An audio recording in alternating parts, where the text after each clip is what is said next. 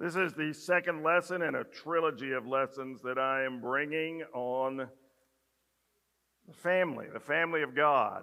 We're calling it From Generation to Generation. We're focusing on what it means to be a part of a family and what good news that is. Last week we looked at sort of the three beginning points of the family. And today I want to use the same wonderful text to lead off our discussion. I would invite you to read aloud with me Psalm 71, verses 17 and 18. Read with me, please. O God, you have taught me from my earliest childhood, and I constantly tell others about the wonderful things you do. Now that I am old and gray, do not abandon me, O God. Let me proclaim your power to this new generation, your mighty miracles to all who come after me. These are fabulous words. What I want to point out today is what the psalmist says. Even when I am old and gray, do not abandon me. Old and gray. That's rapidly becoming a description of me.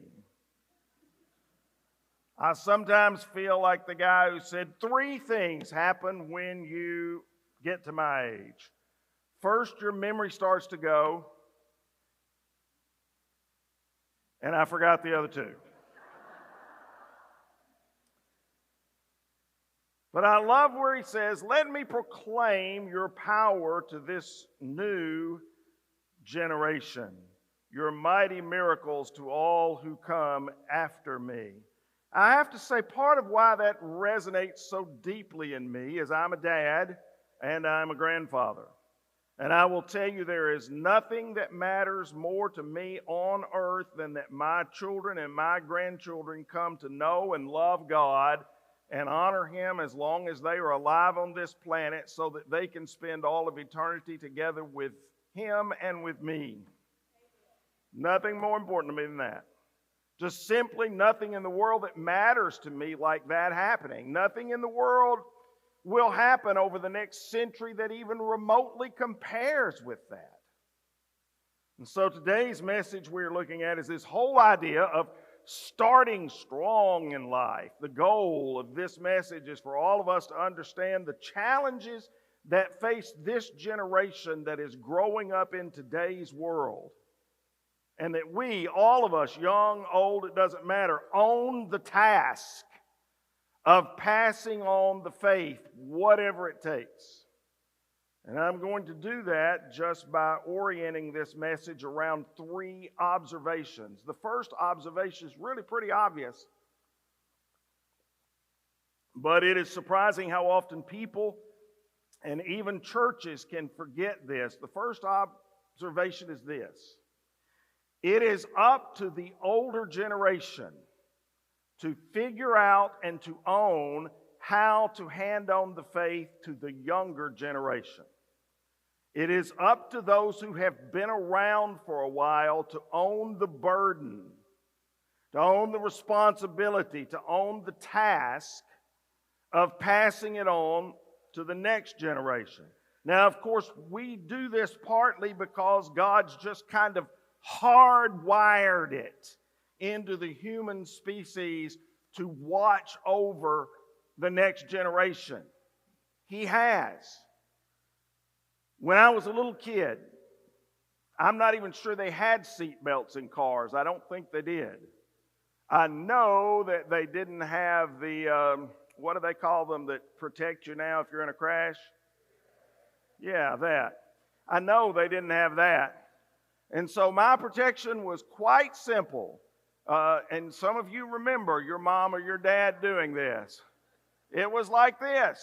They would hit the stop, or they would start to stop, or they would come to a stop sign or to a red light, and the arm flew out like this. And I have hundreds of memories of my mom and dad doing that to me. So I asked my children not too long ago, my 2 sons, I said, I don't remember. We were having a family night a couple of weeks ago, and I said, I don't think we had seat belts and a seatbelt law when y'all were young. Did we? And they said, no, we never remember riding in a car seat. There were no car seats. There were no children's car seats, even for my children in their 40s. There were no real car seats they rode. And so I can remember doing exactly for my two sons what my mother and daddy did for me. This was the seat belt. This was also the, what was that thing y'all called that a minute ago? Yeah, airbag. This was also the airbag. And that was my only protection. And that was their only protection. It's sometimes scary to think that's the only thing that kept my children away from the windshield. Probably wasn't going to do any good at all. But it's kind of hardwired within us to be concerned about those who are coming up behind us. When I was adult, in my 20s, already had two children, I was riding with my dad one time in his truck. And and I had my seatbelt on. And God is my witness, he reached out and put his arm across me. It's hardwired within us. Kind of a goofy story, but this couple, they're an elderly couple, they're in their 90s. They've been married for 70 years. They go to see a lawyer and they tell him they want a divorce. And he says, you are over 90 years old. You've been married for over 70 years. Why would you get a divorce now? And they said, well, we wanted to wait until the kids had died. It's kind of goofy, I know, but it's just kind of hardwired into adults. We want to watch over and care for and protect and safeguard the lives of the ones that come after. And we understand that we are responsible for their well-being. Now, through the ages, what it takes to pass on spiritual life and faith varies enormously. In Moses' day, people had to write down the commands on gates of their home and on the doors and doorposts of their home. We're going to look at that a little later, actually, today. Then in the book of Joshua, in the very next generation, God does a new thing. He does a different thing. God is always doing new things with new generations. He has allowed Israel to cross over the Jordan River to occupy the promised land. They are anxious to get on with it, but God says, no, before you get on with your lives, I want you to stop and do something that will speak to the generations to come.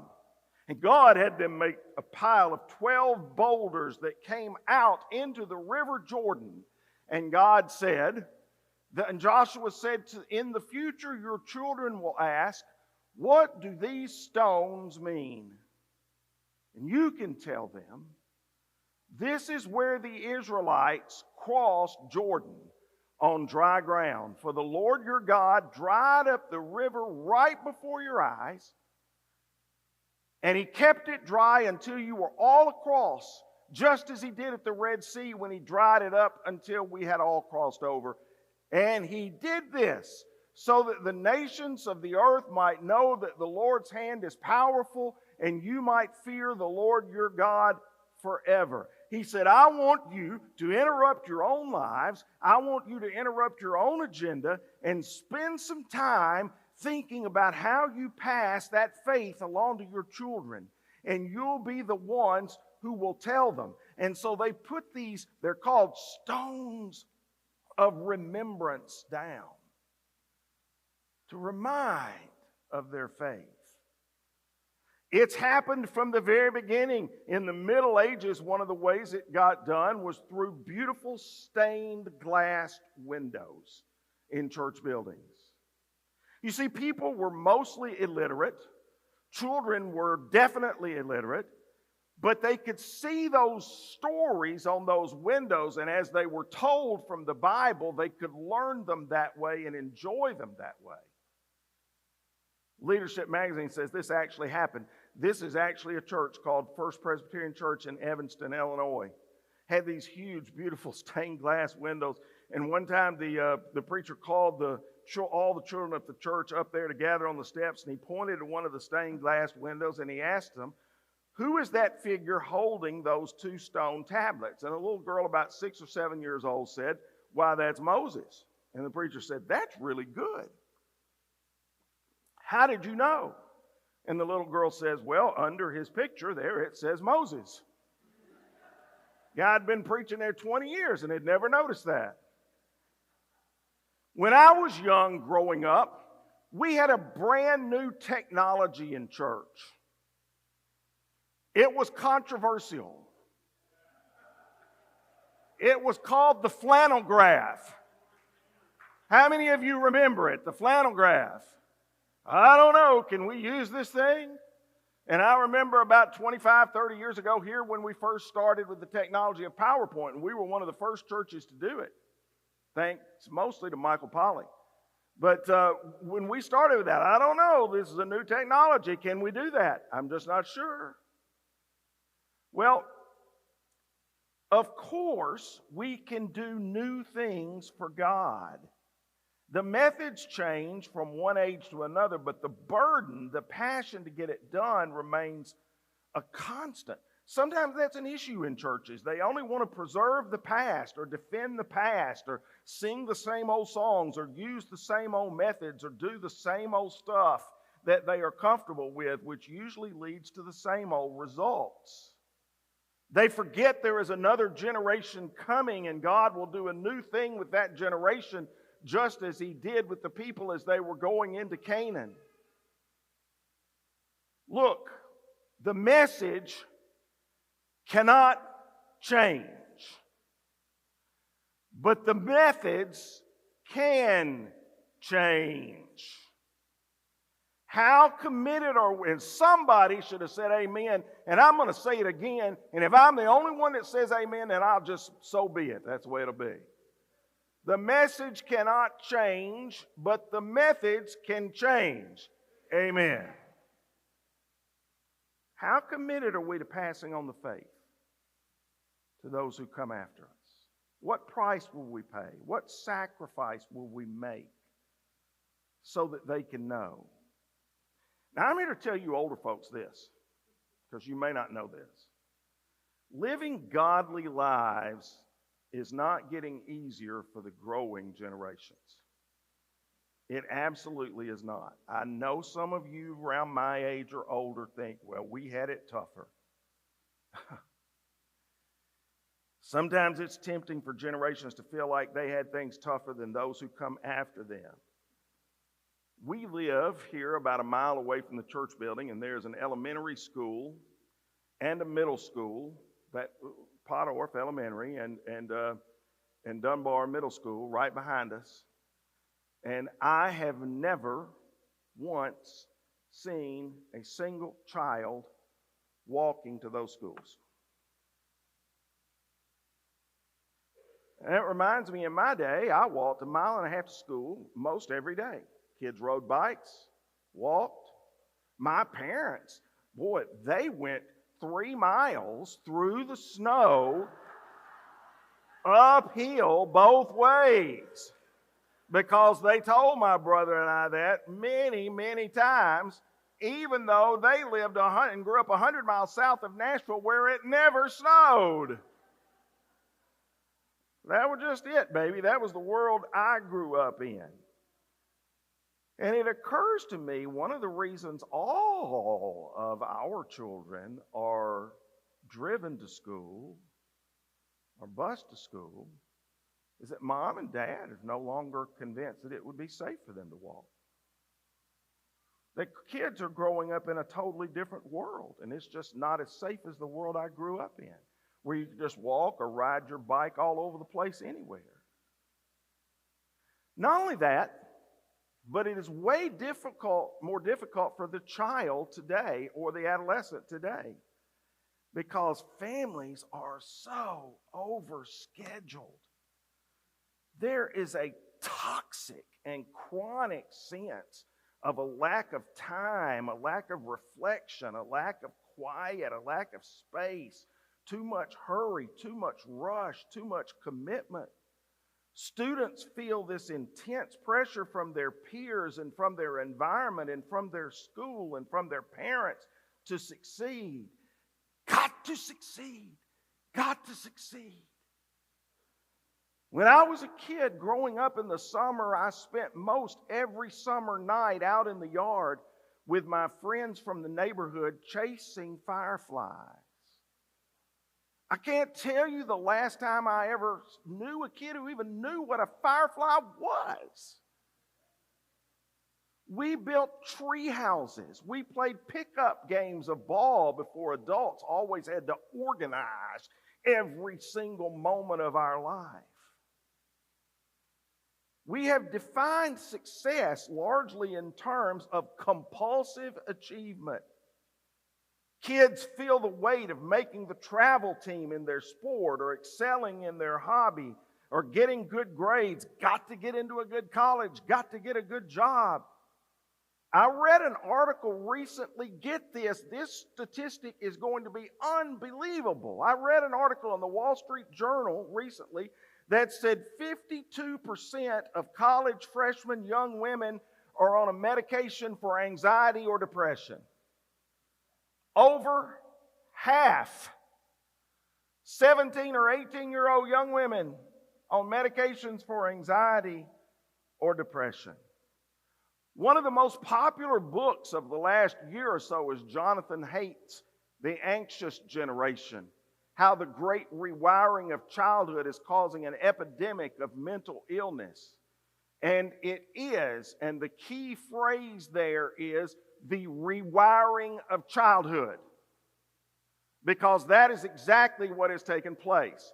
And that rewiring of childhood over the last half century or so has moved the training, education, and social life of the child from the church and from the family that God established from the very beginning of the world to other influences. And then we wonder why the church has had trouble keeping up. There's a couple of other books that I've read recently. If you want to be totally convinced on the transgender issue, all you got to do is read this. It was named the best book of 2021, Irreversible Damage, Teenage Girls and the Transgender Craze by Abigail Schreier. That book changed Europe. That book changed, That book changed Europe. Europe was ahead of us in approving a whole lot of the methodology that goes on with children.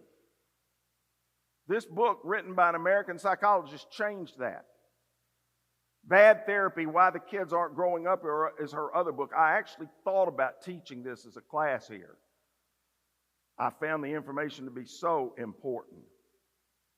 Adolescence is beginning earlier and earlier and lasting longer and longer than ever before in the human race. Now, I want to pause here. Show of hands on this one. It might be a little uncomfortable, but that really never does bother me if you're uncomfortable. Believe it or not. How many of you have ever been through puberty? Raise your hand for a moment if you've ever been through puberty. You weren't expecting that one, were you? No, you weren't. How many of you really enjoyed it and you just love to have another shot to go through it again? Raise your hand. Yeah, that's what I thought. And it is starting earlier than ever before. From purely a physiological point of view, because of advances in medicine and healthcare and diet and so on, literally, physiologically, the onset of puberty is earlier than it was 150 years ago. It's earlier than it was in the mid-19th century. And that means not just that kids are making life-impacting decisions about real serious stuff, about their sexuality, about the use of alcohol, about the abuse of drugs, maybe even about their gender in some instances. Making those decisions not just in high school, but even in middle school, and sometimes even in elementary school. Decisions that used to get made at significantly older ages, late teens or early 20s, and they're facing these decisions much younger than ever before. Look, when I was growing up, crack was a hole in the wall and Coke was a soft drink. It's a whole different world. And then you add in the internet and streaming and television and movies, and kids are being relentlessly bombarded by the popular culture's idea of success and performance and appearance and belonging and what really makes up the good life in a more pervasive and more invasive way than I ever experienced growing up. This was kind of me at 14, had I been a girl, I will add that. And this is 14-year-olds today. Now, I want you to understand the context in which I'm saying all this is simply this. This is part of what Jesus was doing when he began his family, the church. It was to be a redemptive community that could provide an alternative culture.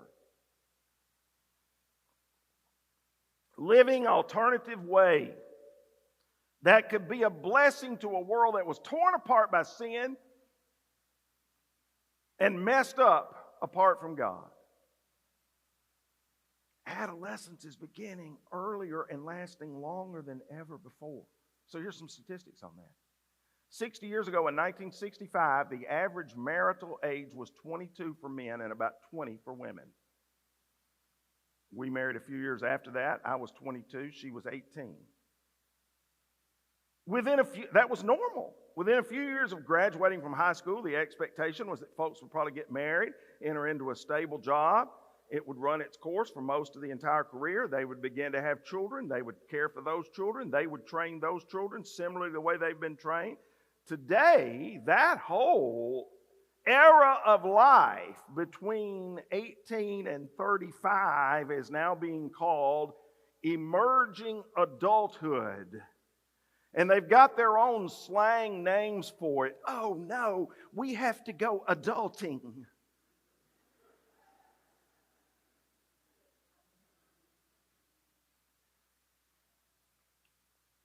Due to a variety of reasons, the complexity, the challenge of entering into adulthood is higher and taking longer than it ever has before. Education takes longer. Finding a career is more complex than it's ever been. Financial pressures are heavier. Marriage happens later if it's going to happen at all. It's not happening at all in many instances. Spiritual journeys are more complex. We're actually seeing the development of a whole new season of life. I want you to understand, this is all brand new. This has not happened before in any culture, anthropologically, ever. In biblical times, there was no such thing as the concept of even adolescence. Adolescence is as much cultural as it is physiological. In Bible times, you were a child, and then you entered adulthood. You were at age 12, as a boy or a girl, in Bible times as a Jew, bar mitzvahed. And you learned the ways to become a man. And people wonder today why the Jews are so much further ahead of every other ethnic group in terms of education and income and family life. And it is not very hard to figure out. They have expectations of their children when they bar mitzvah them beginning at age 12. They are considered to be adults. Native Americans did the same thing.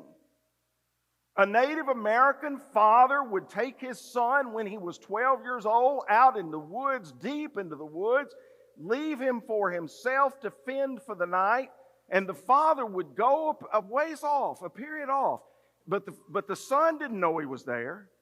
And the father would be watching to take care of him, but the son didn't know that. He was having to learn how to grow up and be a man. You were a child, and then you entered into adulthood.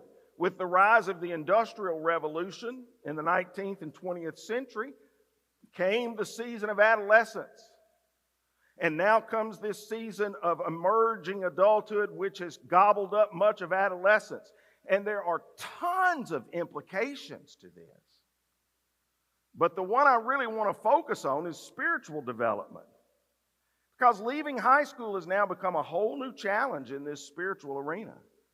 Research indicates by Lifeway that somewhere between 75 and 90% of young people who are a part of a church when they were in high school will walk away from the church when they hit college. Just drop out of church life when they are in college. Our information is very much the same. And just let that information sink in for a minute. Between 75 and 90%. I mean, we have Senior Honors Day here, and I've said this so many times. I've said it publicly. I even challenged one group of seniors about 5 or 6 years ago with financial rewards just from me. I paid them to stay in church for the next year. Just for the next year. That's all. And it seems like we have Senior Honors Day, and we honor them, and we just graduate them right out of the church. Now, many come back, and they often come back when they have children of their own, and they want them raised, which is a whole part of this lesson. But we cannot be satisfied with that. Part of that means we have to rethink, I think, ministering to children and to students, not in terms of just getting them up to age 18 and letting them go on their own. Because now that's where their questions are really beginning. How do we help them get to 30 and 35 and beyond with a strong faith in Jesus and a part of a community of Christ followers? It used to be that the biggest draw to return to church was getting married and having kids, because when you have kids, you get desperate and you'll sign up for any kind of support, right? I mean, when I was in youth ministry 45 years ago, that gap between high school and married with kids was generally 5 years or so. 5 years or so.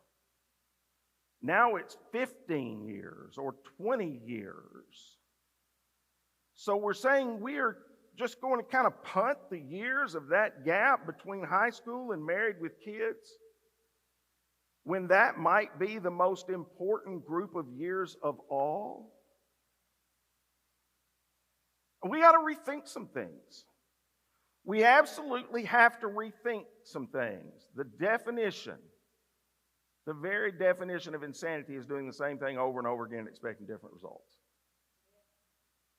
We know what God is calling us to do. Our dream is that one day all kinds of young people, 15, 20, 25, 30, who are trying to figure out how they navigate life, how they make good decisions, how they figure out relationships and vocation, how they live with all this pressure and performance, how they raise their own kids in the Lord.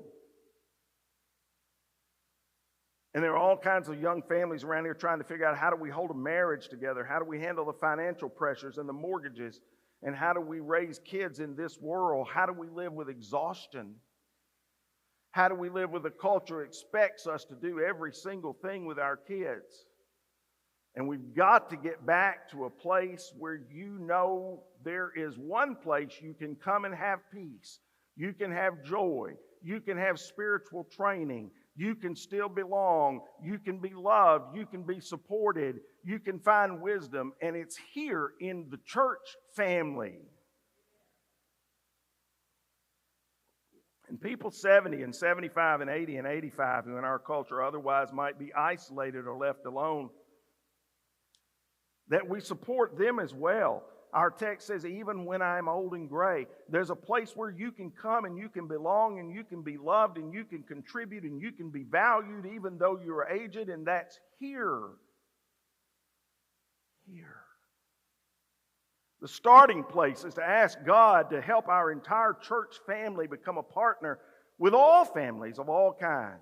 I want to say a word here to family members and especially to parents.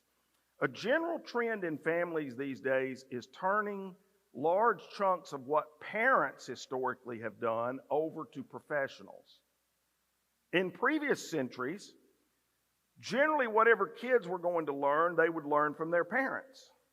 In our day, we mostly get schools and professional teachers, and we hand the education process of our kids largely over to them. If we want them to learn about music, we hire a music tutor. If we want them to learn about math, we hire a math teacher. If we want them to have skill in a certain sport, we hire a travel team coach, and we get counselors. Lots of what parents historically used to do, we have professionals doing now. And that's not all a bad thing, and I'm not saying it is. A lot of good stuff is there too. But there's a tendency when we do that in all these different areas of our kids' life, there is a tendency to think that we'll think of the spiritual life in the same way. There's a temptation to think, I'll drop the kids off at the church to get the spiritual job done.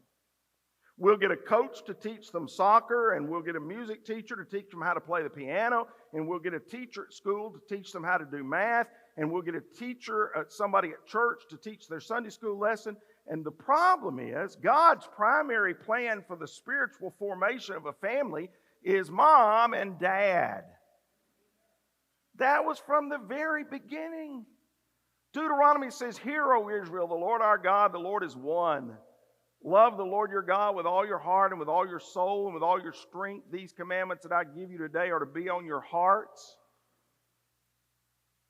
Impress them on your children. Talk about them when you sit at home, when you walk along the road, when you lie down, when you get up. Tie them as symbols on your hands. Bind them on your foreheads. Write them on the door frames of your houses and on your gates."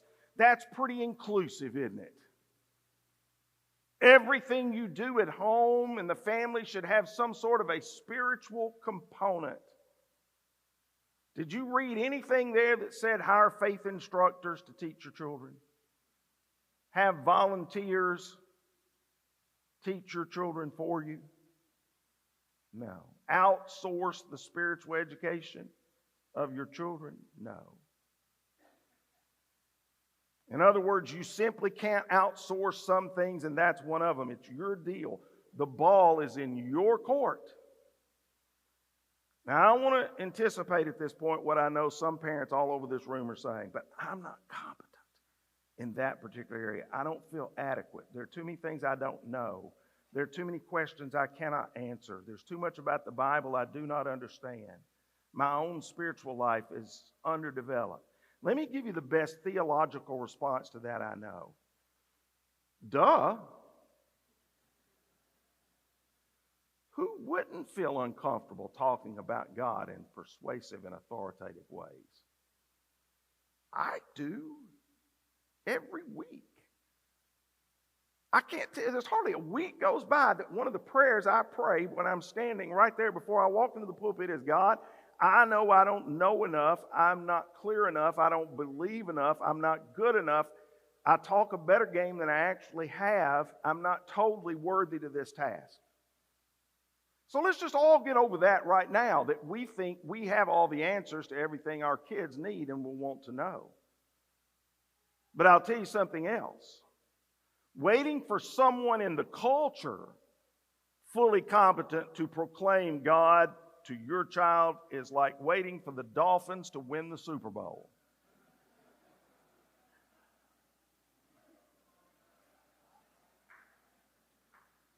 Nobody knows your child like you. Nobody can monitor your child like you. And the reality is we are shaping their spiritual lives, their beliefs about God and prayer and what matters and what to do with money, whether we give it or we hoard it or we spend it, and relationships and certainly sexuality and justice and concern for the poor. We are teaching our kids that kind of stuff all the time. We are shaping them all the time for better or for worse. What we want to do is help parents do it better. It has been the subject of multiple leadership meetings here in our church. Help parents do it better. What we are increasingly coming to see is that our job as a church is to come alongside parents and families and an entire congregation from the oldest to the youngest and help us all form what God calls truly the family of God. Look, the church can never substitute for parents, but it can supplement parents. And that's what we want to do. So a couple of words to parents, and I'll be through in a minute and a half. Be intentional about your own spiritual growth because you cannot give to your child what you do not have. Read the scripture in front of your child every day, even if it's just a handful of verses. Ask them questions about it. If you've never done that, let your children know it's important to actually make a commitment to a local church somewhere. If you haven't done that, that's a huge step. Children need to know commitment. Talk to your kids about your own spiritual life, about how you pray, about how you know God. It may feel awkward at first. It may feel like you don't do it very well. That's all right. Talk to them about it. They'll appreciate it. Tell your kids about when you accepted Christ. Tell them about when you repented of your sins, when you were buried with Him in baptism, what that felt like. Tell your kids that story of faith. Tell your kids we are all part of a family, the family of God that originated in the mind of God. Give your kids what 90 to 95% of this world today is not giving their kids. A Christ-like family where they can go anytime, anywhere, for any reason and feel loved and supported and accepted. Because that's God's idea of how we pass this along from generation to generation.